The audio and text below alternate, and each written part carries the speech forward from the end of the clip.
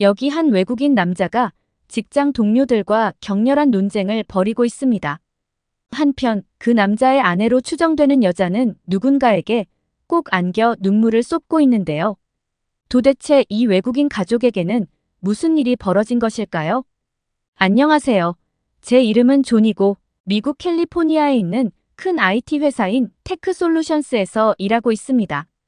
테크솔루션스는 세계적인 기술 기업으로 소프트웨어 개발과 IT 컨설팅을 전문으로 하는 회사입니다. 저는 이 회사에서 프로젝트 매니저로 근무하며 다양한 국제 프로젝트를 관리하고 있습니다. 최근 아시아 시장 진출이 확대되면서 저는 아시아로 장기 출장을 가게 되었습니다. 회사가 아시아 시장의 잠재력을 높이 평가하고 있었거든요.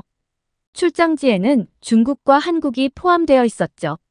특히 중국과 한국은 기술 산업이 빠르게 성장하고 소비자 시장도 넓어서 우리 회사에서 꽤 중요합니다. 중국에서는 현지 기업들과 손잡고 공장을 세워서 생산 비용을 줄일 계획이었어요. 중국은 자원과 인력이 풍부하고 인건비도 저렴해서 다양한 생산 공정을 현지에서 처리하기에 딱이었죠. 그런 점에서 중국은 아주 매력적인 나라였습니다. 게다가 중국은 아시아의 강대국으로서 경제적 파워가 막강하잖아요. 그리고 한국은 기술 혁신과 발전으로 세계적으로 인정받는 나라죠. 우리는 한국 기업들과 협력해서 최신 기술과 노하우를 교환하고 시장 점유율을 늘릴 계획이었어요. 한국 소비자들은 최신 기술 제품에 대한 수요가 높아서 이를 통해 회사 매출을 크게 늘릴 수 있을 거라고 봤죠. 이번 아시아 출장 기간은 꽤 길었습니다. 중국과 한국에 각각 한 달씩은 머물러야 했어요. 원래라면 흥미로운 도전이었겠지만 제 아내 사라가 최근에 우울증을 겪고 있어서 걱정이 많았습니다. 사라가 우울증을 겪기 시작한 건 몇 달 전부터였어요. 그 원인은 주로 육아 때문이었죠. 우리 딸 엠마는 활기찬 아이지만 사라에게는 너무나 큰 부담이 되었어요. 저는 회사 일에 치여서 집안일과 육아를 거의 도와주지 못했어요. 사라가 힘들어하는 걸 알면서도 바쁘다는 이유로 무심하게 지나쳤죠.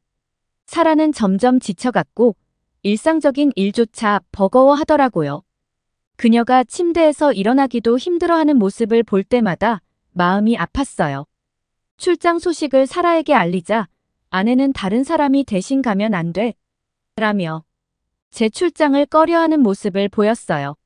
사라는 이미 병원 치료를 받으며 약을 복용하고 있었지만 약을 제대로 챙겨 먹지 못하고 있었어요.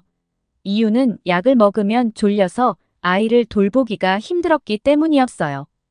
회사 일을 핑계로 집안일과 육아에 소홀했던 제 탓에 아내가 이렇게 된 것 같아 너무 미안했습니다. 하지만 출장을 취소하는 것도 큰 문제였습니다. 아시아 출장의 업무를 맡은 사람은 저인데 제가 빠지게 되면 남은 팀원들에게 큰 피해를 줄 뿐만 아니라 회사에서도 개인 사정을 이해해 줄 것 같진 않았거든요.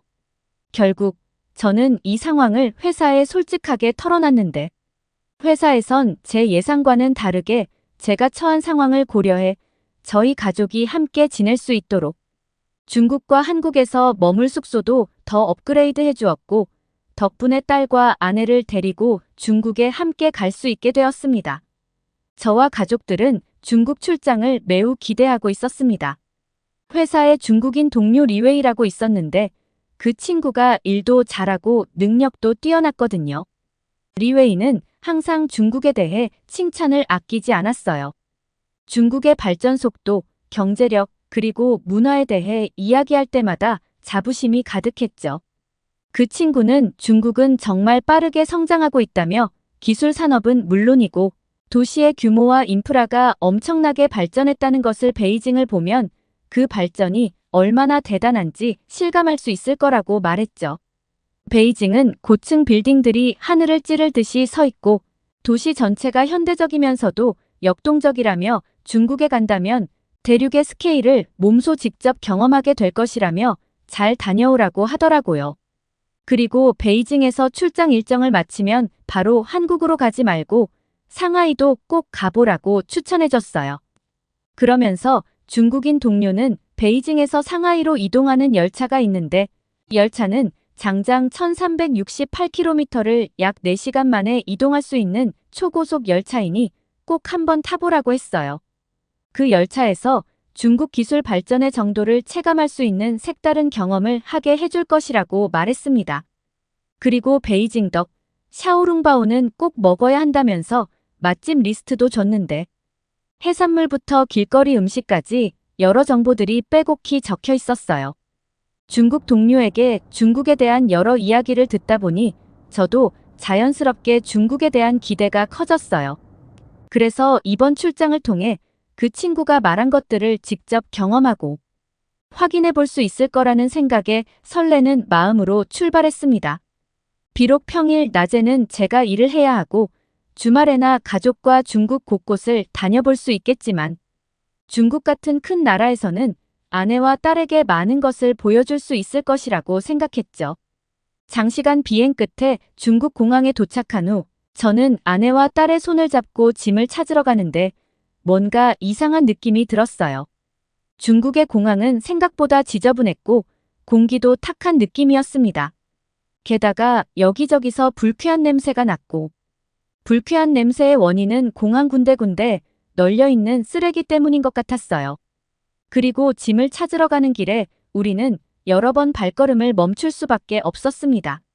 사람들이 큰 소리로 떠들며 다니고 길거리에 대놓고 침을 뱉는 모습도 보였기 때문에 바닥에 뱉어진 침을 피하면서 걷기 바빴어요. 게다가 공항의 큰 홀에서는 중국 사람들이 서로 밀치며 다투는 소리도 들렸습니다. 그게 다투는 것인지 원래 말투가 그런 것인지 모르겠지만 귀가 아플 정도로 시끄럽더라고요. 그 모습을 본 사라는 점점 불안해 보였고 엠마는 놀란 듯 저를 꼭 잡았습니다. 장시간 비행에 피곤했던 저희 가족은 공항 내 카페테리아에서 잠시 쉬려고 했지만 상황은 크게 다르지 않았습니다. 주문을 하지 않은 중국 사람들이 테이블을 차지하고 있었고 음식물 쓰레기는 테이블 위아래 할 것 없이 여기저기 흩어져 있었습니다. 직원들 또한 그 모습을 보고도 못 본 척하며 무관심하게 일을 하고 있었고 태도 역시 매우 불친절했습니다. 심지어 중국 공항의 화장실에 들렀을 때는 더 큰 충격을 받았습니다. 화장실도 역시 매우 지저분했고 대소변이 그대로 남아있는 곳을 몇 번을 보게 되었네요. 화장실 청소도 제대로 되지 않아 악취가 코를 찔렀고 헛구역질이 나올 정도였습니다. 딸과 함께 화장실에 갔던 사라 역시 저와 같은 상황이었는지 얼른 공항 밖으로 나가자고 했고 저도 더 이상 그곳에 있고 싶지 않아서 황급히 공항을 빠져나왔어요. 한 나라의 첫 인상을 결정짓는 장소가 공항이라면 중국 공항에서의 경험은 제가 예상했던 모습과는 많이 달랐습니다. 경제 대국답게 수많은 사람들이 공항을 오가고 있었지만 중국 사람들의 시민의식은 예상 밖이었던 거죠. 하지만 저희 가족의 험난한 여정은 공항에서 끝이 아니었습니다. 짐을 찾고 나서 우리는 공항 밖으로 나왔는데 공항 밖의 상황은 더욱 충격적이었어요. 사람들이 아무 곳에서나 담배를 피우고 있었기 때문이죠. 담배 연기가 자욱했고 바닥에는 담배 꽁초가 여기저기 널려 있었습니다. 심지어 몇몇 사람들은 우통을 벗고 다니며 큰 소리로 떠들고 있더라고요. 그 모습을 보니 어찌나 눈살이 찌푸려지던지 한시라도 빨리 그곳을 벗어나고 싶었지만 마침 우리 가족을 마중 나오기로 했던 현지 직원을 기다리고 있어서 오도 가도 못하는 상황이었는데 그때 오토바이를 타고 가던 중국인 남자가 아무렇지 않게 음료 캔을 길가에 던지고 가버렸고 그 캔은 저희가 있는 곳으로 날라와 엠마의 발뒤꿈치를 가격했습니다.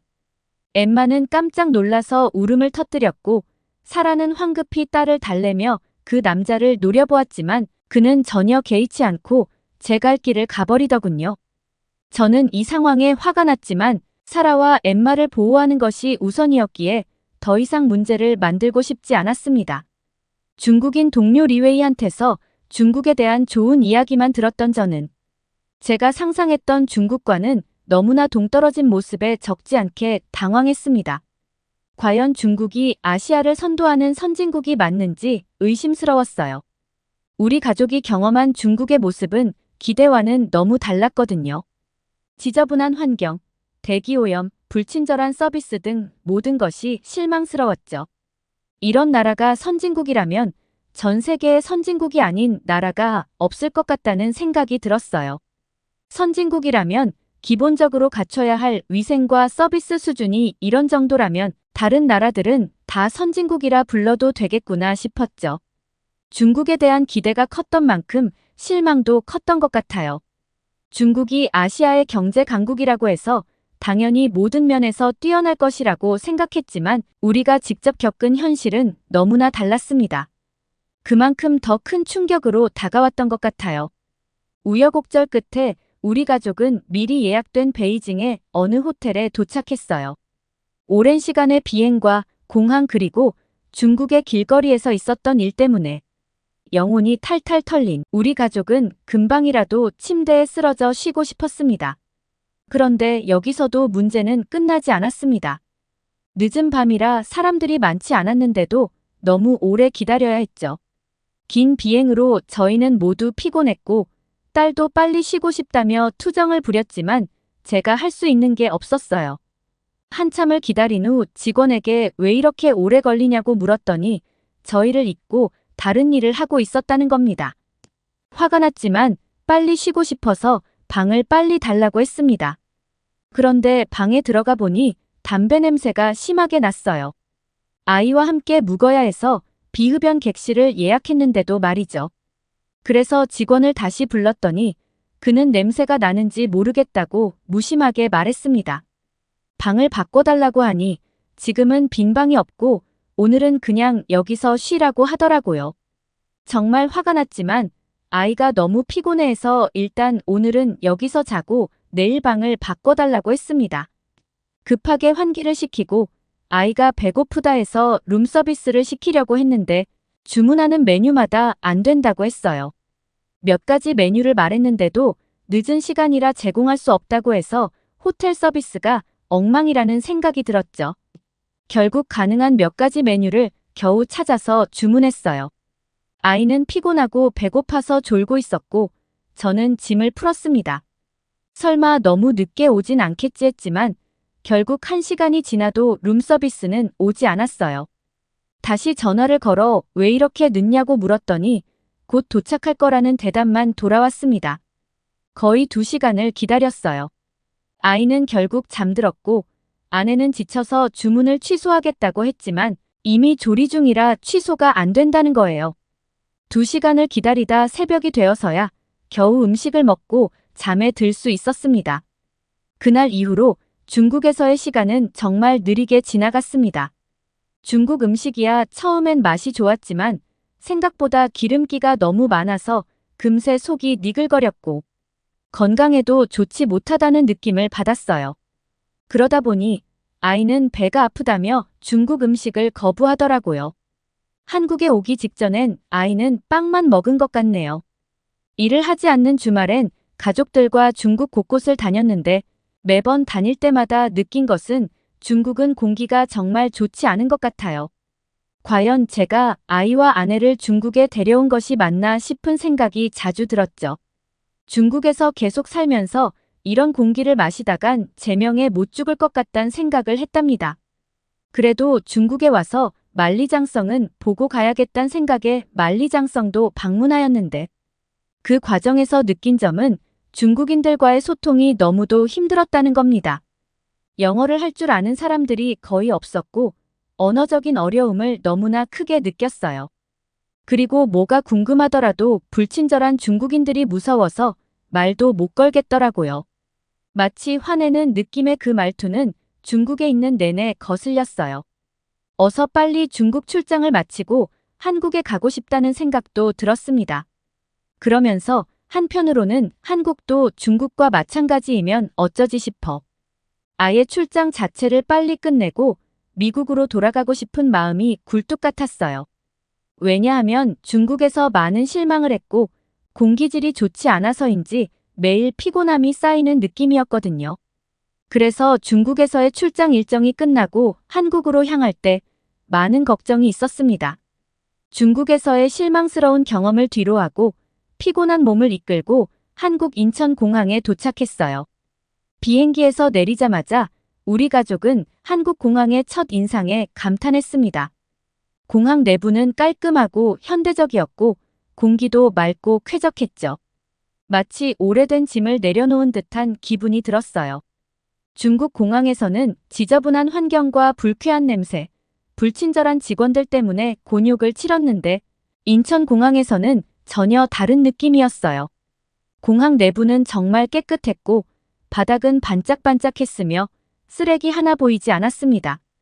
우리의 피로함을 배려한 듯 곳곳에 있는 안내 표지판들은 이해하기 쉽게 정돈되어 있었고 직원들은 친절하게 길을 안내해 주었습니다. 딸아이가 환하게 웃으며 여긴 공기도 맑고 깨끗해요. 라고 말했을 때 저와 아내는 안도감과 함께 미소를 지을 수 있었어요. 중국 공항에서는 담배 연기와 대기 오염으로 딸아이가 기침을 멈추지 않았던 기억이 떠올랐죠. 하지만 인천공항에서는 깨끗한 공기를 마음껏 들이마실 수 있어서 딸아이도 훨씬 편안해 보였습니다. 게다가 인천공항의 화장실은 정말 인상적이었어요.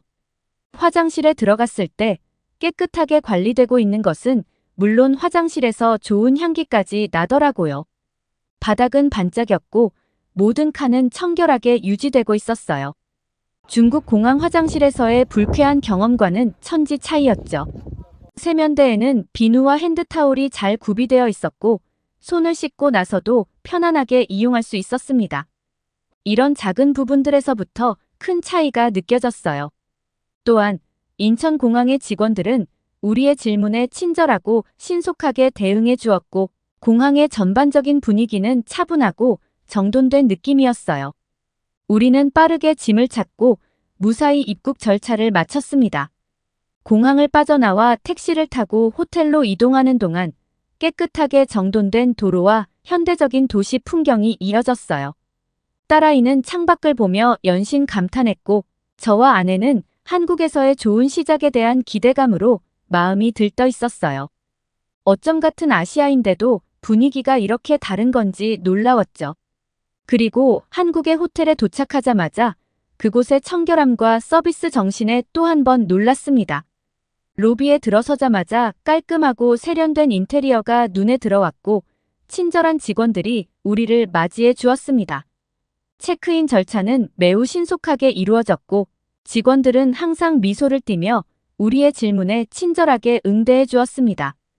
방으로 안내받았을 때 방 안은 정말 깨끗하고 쾌적했어요. 침대와 욕실은 물론 작은 디테일까지도 철저하게 관리된 모습이 인상적이었어요. 한국의 호텔은 객실 서비스도 훌륭했습니다. 필요한 물건을 요청하자마자 신속하게 가져다 주었고 어떤 요청에도 친절하게 대응해 주었습니다. 이런 상황을 겪고 있자니 중국에서 있었던 일이 떠오르더라고요. 중국 호텔에서는 체크인 과정이 길고 지루했으며 직원들의 태도도 불친절했죠. 방 안에 들어갔을 때는 담배 냄새가 가득했고 청결 상태도 형편없었습니다. 게다가 룸서비스도 늦게 도착해서 겨우 먹었잖아요. 그런 실망스러운 경험을 한 후 한국 호텔에서의 경험은 더욱 감동적으로 다가왔던 것 같아요. 한국에서의 생활은 저나 아내 그리고 딸도 매우 만족했는데요. 중국에서와 마찬가지로 저는 평일엔 일을 하고 주말엔 가족과 함께 서울 도심 곳곳을 구경하면서 놀았습니다. 한 번은 주말에 어디를 갈지 고민하다가 롯데월드로 가기로 결정했어요. 주말이라 롯데월드에 사람이 정말 많았지만 한국인들은 줄서기가 생활화되어 있어서 높은 시민의식을 느낄 수 있었어요. 놀이기구를 타기 위해 줄을 서는 동안에도 사람들은 질서를 잘 지키고 서로 배려하는 모습이 인상적이었습니다.